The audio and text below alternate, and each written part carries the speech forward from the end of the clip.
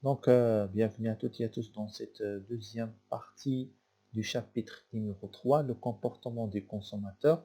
Alors, dans la première partie, nous avons essayé de voir des définitions concernant le besoin, concernant la hiérarchie des besoins et concernant aussi le comportement d'achat et les types d'achat.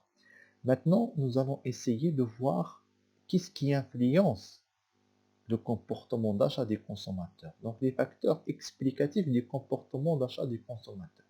Alors le processus de décision d'achat, lorsque vous vous dites je vais acheter tel produit ou tel service, il y a plusieurs facteurs qui vous poussent à prendre cette décision. Alors ces facteurs-là, on peut les mettre comme, ou bien les schématiser comme suit. Alors vous avez tout d'abord vos motivations personnelles, ce que vous voulez avoir, et vous avez de l'autre côté les facteurs personnels et les facteurs d'environnement.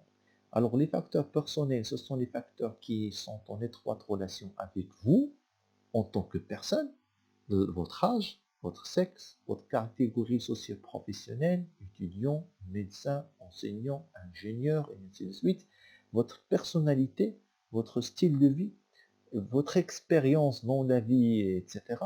Et votre perception. La perception, ça veut dire la manière avec laquelle vous voyez la chose.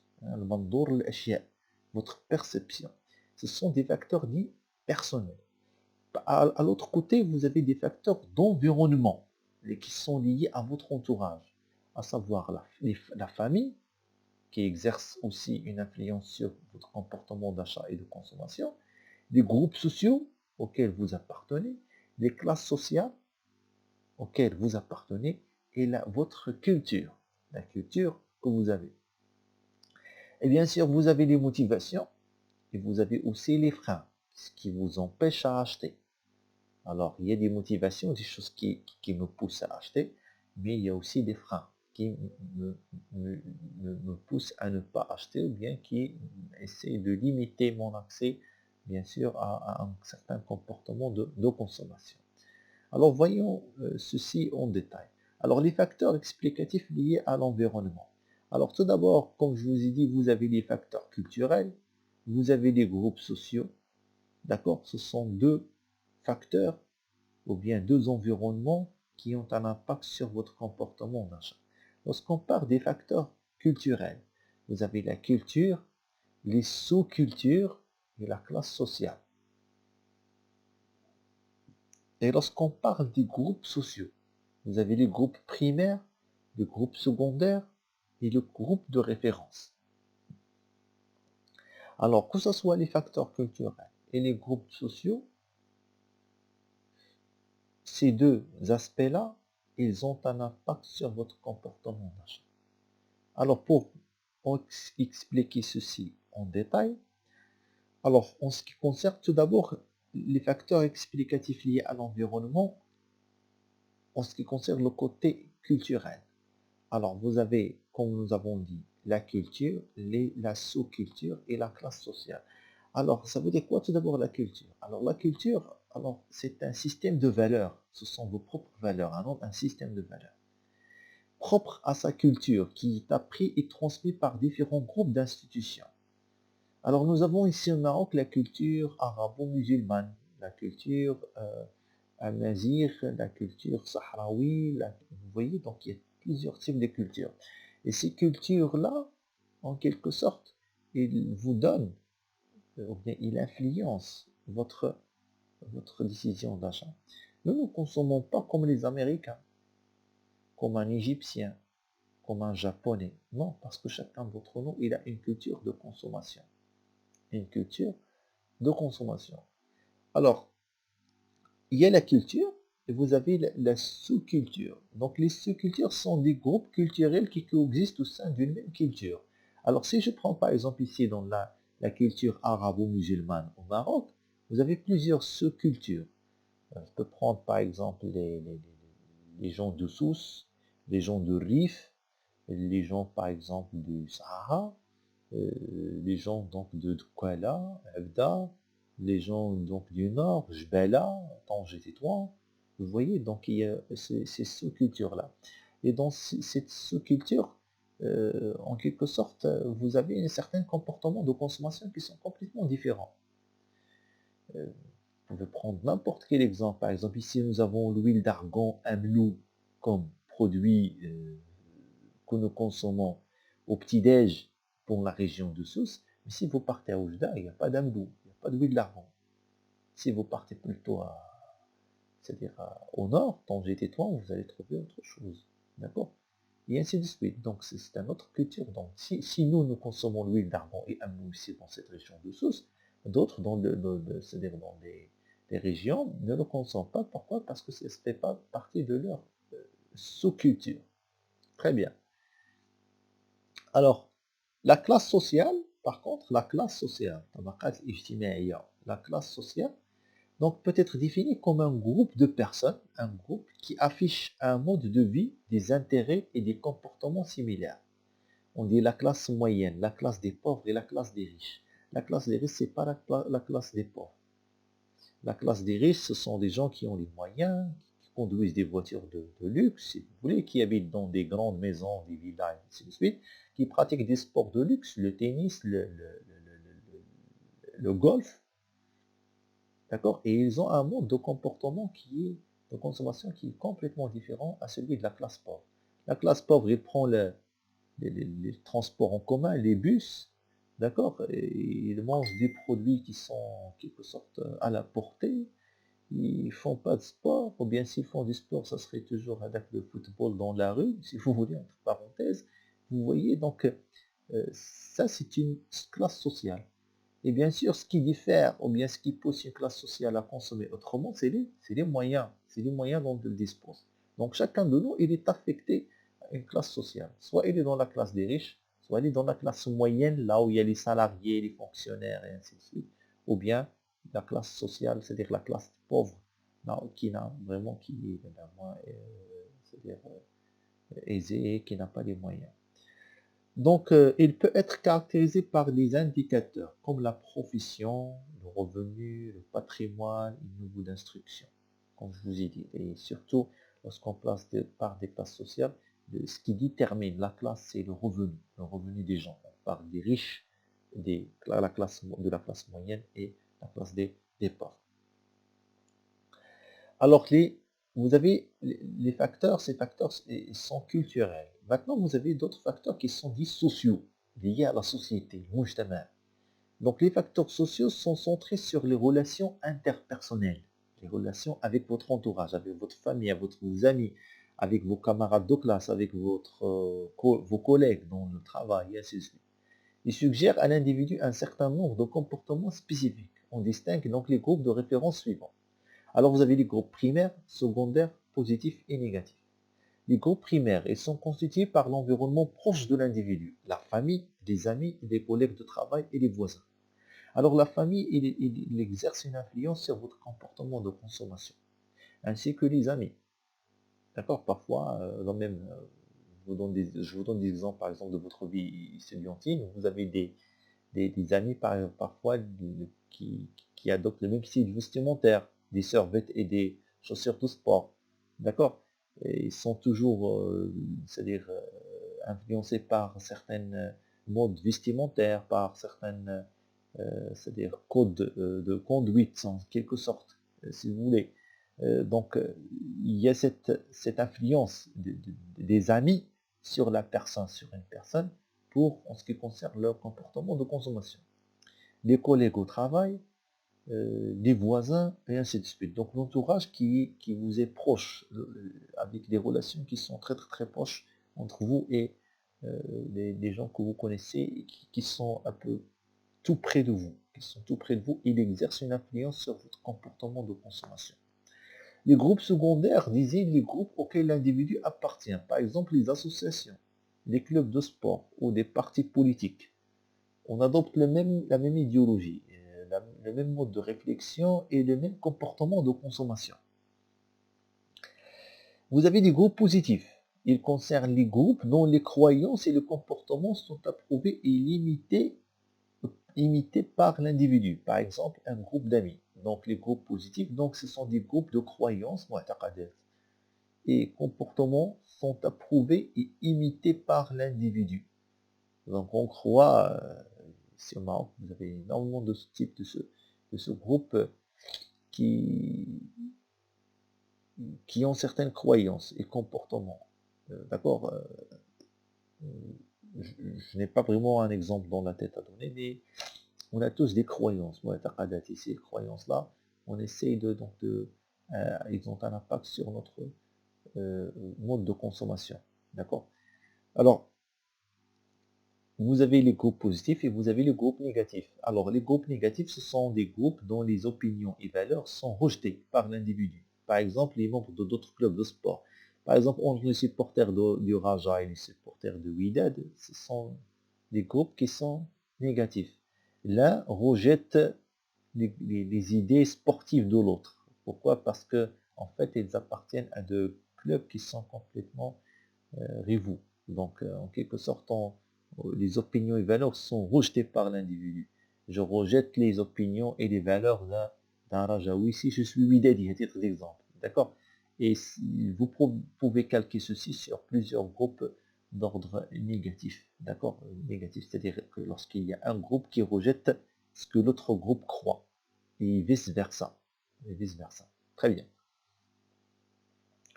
Alors, à côté de tout ce qui est c'est-à-dire qui vient de la société, vous avez les facteurs explicatifs qui sont liés à l'individu, vous-même en tant que personne. Vous avez des facteurs personnels tels que l'âge et le cycle de vie, votre mode de comportement, de consommation, votre mode de consommation aujourd'hui, dans les vingtaines, votre âge ne sera pas le même que celui dans les trentaines. Il n'a pas été le même lorsque vous étiez au lycée. C'est pas la même chose. Ou lorsque vous étiez dans l'école primaire. Votre comportement de consommation, il a changé et qui devient influencé par votre âge.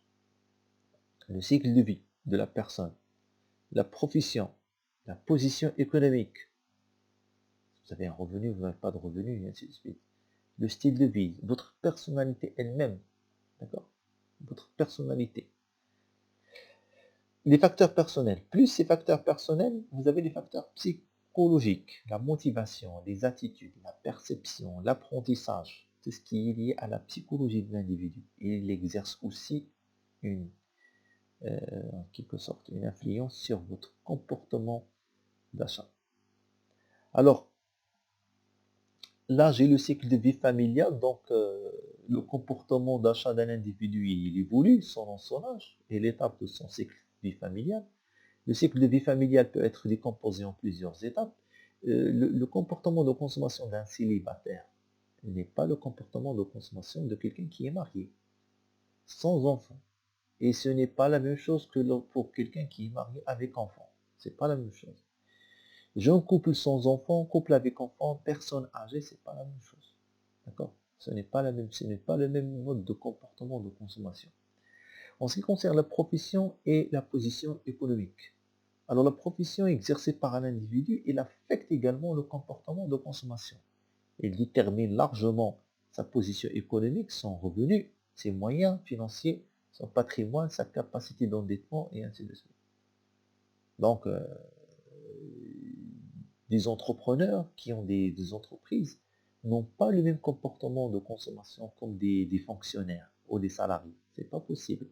Pourquoi? Parce que la profession et la position économique là où ils sont, elle est supérieure aux autres. En ce qui concerne le style de vie, donc chacun de nous adopte un certain style de vie qui lui convient bien sûr. Donc le style de vie ou socio-style, ou bien socio-style si vous voulez, désigne le repérage d'un individu à partir de ses activités, ses centres d'intérêt, ses valeurs personnelles et ses opinions. Il intègre à la fois des facteurs sociaux et personnels. Donc votre style de vie, il intègre des valeurs culturelles ou personnelles, pardon, et des valeurs qui viennent de la société. La personnalité de l'individu, sa personnalité, il exerce aussi un impact sur son comportement de consommation. Donc il peut être défini, c'est-à-dire la personnalité, comme étant l'ensemble des caractéristiques psychologiques distinctives qui engendrent un mode de réponse stable et cohérent à une situation. Introversion, c'est quelqu'un c'est-à-dire qui est timide, qui ne peut pas parler, qui ne peut pas s'exprimer, quelqu'un qui est très ouvert, qui parle, qui s'exprime. D'accord? Quelqu'un qui est impulsif, indifférent, quelqu'un qui réfléchit dans son comportement et n'est pas impulsif. D'accord? Cette personnalité aussi, ça vous permet donc ou bien qu'il ait l'influence sur votre comportement donc de consommation. Si je vous donne de l'argent, par exemple, je vous donne par exemple 100 dirhams et, par jour, il y a quelqu'un, ou des gens parmi vous, qui vont consommer l'ensemble de 100 dirhams, ce budget-là par jour entièrement. Ils ne vont rien épargner. Mais si je le donne à d'autres individus, il y a des gens qui vont consommer modérément. Peut-être vont consommer 50 dirhams et laisser de part 50 dirhams. Qu'est-ce qui, qu'est-ce qui a poussé ces gens-là à dépenser différemment? C'est la personnalité aussi. D'accord? C'est la personnalité. En ce qui concerne ça, c'était les facteurs individuels. Pour les facteurs psychologiques, alors les facteurs psychologiques, vous avez l'apprentissage, les attitudes, la perception et la motivation. Alors en ce qui concerne l'apprentissage, alors l'apprentissage, il est lié aux expériences précédentes. J'ai acheté un produit, je l'ai consommé, ça m'a fait mal, j'étais pas satisfait, je ne vais pas le consommer dans le futur. D'accord? Donc c'est ce qu'on appelle des expériences passées. Les actions d'une personne sont ainsi susceptibles d'influencer ses comportements ultérieurs. Si je consomme le produit X de la marque Y aujourd'hui et je tombe malade, automatiquement demain je ne vais pas le consommer. Parce qu'il y a cet apprentissage. Donc l'apprentissage, il influence, par expérience, il influence votre comportement de consommation. Les attitudes en fait, une attitude c'est quelque chose qui est sentimental, ce sont des sentiments, ce n'est pas un comportement. Et l'attitude au Maroc, on est fort dans tout ce qui est attitude. Vous avez une attitude positive et l'attitude négative. L'attitude positive à l'égard de la chose, vous aimez la chose, et l'attitude négative, positive, et l'attitude négative à l'égard de la chose, ça veut dire que vous ne l'aimez pas. Ici au Maroc, nous sommes forts dans tout ce qui est attitude. Par exemple, je vous donne un exemple. Par exemple, il y a des gens qui vous disent j'ai pas aimé le monsieur. Pourquoi? Est-ce qu'il vous a fait quelque chose? Non, hein, quoi, ça c'est quoi en fait? Comment on peut expliquer ceci? De dire que j'aime pas la personne, c'est comme ça. Parce que je l'aime pas. C'est comme c'est une impression. C'est pas une impression, c'est une attitude négative à l'égard de la personne. Par contre, vous pouvez dire que j'ai beaucoup aimé c'est pas le dernier modèle d'iPhone. Même si vous ne l'avez pas acheté et vous ne l'avez pas testé, vous les avez vus juste peut-être dans une affiche ou bien dans une publicité, etc. Alors, si vous dites je l'ai aimé, alors que vous ne l'avez pas acheté et testé, ceci, ça veut dire quoi? Ça veut dire que vous avez développé une attitude positive à l'égard de ce produit. Donc, ce qu'on appelle les attitudes. Alors, une attitude résume les évaluations, les réactions émotionnelles, d'accord? Et les prédispositions d'un individu à agir vis-à-vis d'un objet ou d'une idée. La perception. Alors, la perception, c'est la manière avec laquelle vous voyez les choses. La perception. Chacun de nous a une perception. Il désigne le processus par lequel un individu choisit, organise et interprète des éléments d'information externes pour construire une image cohérente de son environnement. Je vais vous donner un exemple. Supposons que j'ai enseigné donc, pendant 2 heures dans un amphithéâtre, dans une salle, et par la suite j'ai quitté le cours, une fois que j'ai terminé mon travail, je suis parti dans un café pour boire quelque chose. Par la suite, donc il y avait une de mes étudiantes qui est venue dans le café, s'est assis, et il y a un jeune homme qui vient de la rejoindre. Alors là, chacun de nous, en regardant cette scène, il va donner une interprétation selon sa perception. Il y a des gens qui vont dire c'est son frère, il y a des gens qui vont dire c'est son ami, il y a des gens qui vont dire c'est son mari, il y a d'autres qui vont dire c'est son fiancé, il y a d'autres qui vont dire je m'en fous carrément, ça ne me regarde pas. Vous voyez, c'est la perception. D'accord? Les gens qui ont une mauvaise éducation et des jugements, des préjugements, etc., négatifs, ils vont dire ah c'est son ami, etc., etc. Ils vont commencer à dire des choses qui ne regardent pas. D'autres qui sont un peu mûrs, ils vont dire voilà, bon, je m'en fous carrément. Ça y est, tout simplement. Vous voyez, donc c'est la perception, ce qu'on appelle la perception, la manière avec laquelle vous regardez les choses. Est-ce que vous regardez la chose d'une manière qui est positive ou bien qui est négative? Alors la manière avec laquelle vous regardez la chose vous permet d'influencer la consommation votre comportement de consommation. Il y a des gens qui consomment les bières sans alcool. Ils disent non, puisqu'il n'y a pas d'alcool, je pense que c'est bon. C'est sa perception à lui. Il y a d'autres qui vont dire non, je ne consomme pas la bière, même s'il est sans alcool. Il vaut mieux éviter la choubha. D'accord. Donc c'est la perception. Cette perception, comme je viens de le signaler, il a un impact sur votre comportement de consommation. Dernier point, c'est ce qu'on appelle la motivation. Donc il correspond à l'énergie qui pousse l'individu à satisfaire un besoin en individuant un comportement. La motivation. Je suis très motivé à acheter un ordinateur. Je vais commencer à faire l'épargne. C'est une motivation, d'accord, une force, une volonté à faire, à acheter ou bien faire un acte d'achat, à adopter un mode ou bien un comportement de consommation. En résumé, si on veut résumer le tout, une synthèse, alors vous avez le comportement d'achat se déclenche par un stimulus interne ou externe. Interne, c'est-à-dire un besoin qui vient de moi, comme la faim, la soif, et ainsi de suite. Externe, c'est la publicité, les messages publicitaires et l'influence de l'entourage.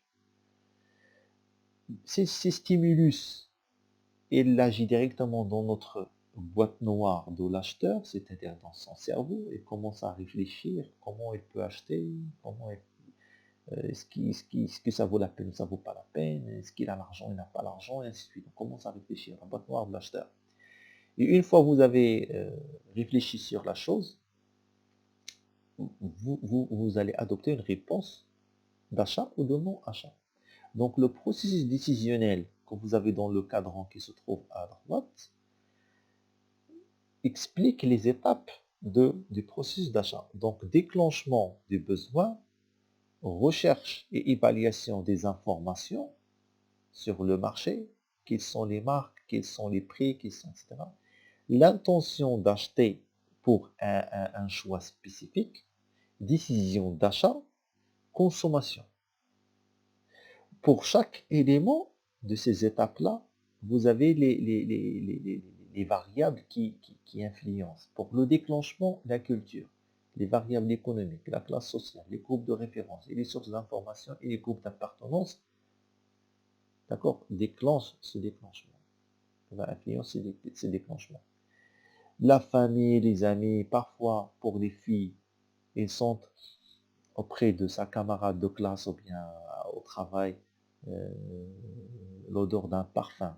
Il dit, j'aime bien ton parfum, c'est quelle marque? Où tu l'avais acheté? Et si sa camarade lui donne le nom, etc., demain, il va partir acheter le même parfum pour le mettre. D'accord? Donc, c'est son ami, sa camarade de classe ou bien sa collègue, il a initié le déclenchement des besoins et il l'a poussé à acheter la marque de parfum ou bien des produits de beauté et ainsi de suite. En ce qui concerne l'intention d'achat, alors les contraintes de temps et le manque temporaire d'argent et les cas d'urgence de l'achat, il intervient ou bien il influence l'intention d'achat.